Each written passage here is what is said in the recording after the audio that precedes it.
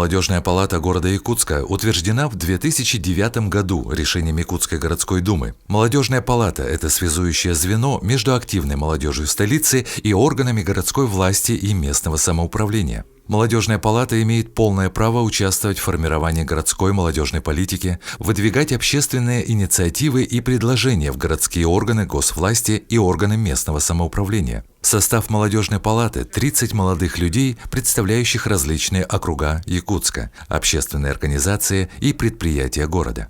Молодые люди работают по примеру своего старшего товарища Якутской городской думы.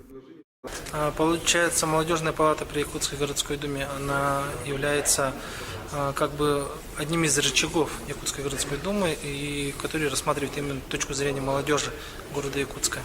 Мы можем принимать участие как и в нормативно-правовых актах, и на различных заседаниях по принятию бюджета, и также по федеральным программам, по республиканским и муниципальным. Считаю, что молодежь должна и обязана показывать себя. Имеет 5 постоянных комиссий, работа которых построена на основе пленарных заседаний. Состоялось 8-е пленарное заседание Молодежной палаты. Рассмотрены 2 вопроса. По первому вопросу сложил свои полномочия председатель Молодежной палаты Василий Иванов, и вторым вопросом стало избрание нового представителя Молодежной палаты при Якутской городской думе. На заседании была предложена кандидатура Константина Тимофеева, председателя постоянной комиссии по физической культуре, спорту и патриотическому воспитанию. Константина Ивановича мы давно знаем, он у нас является очень инициативным, активным молодым человеком. Сейчас работает заместителем директора в Маганской школе. У него очень хорошие проекты по патриотическому воспитанию подрастающего поколения.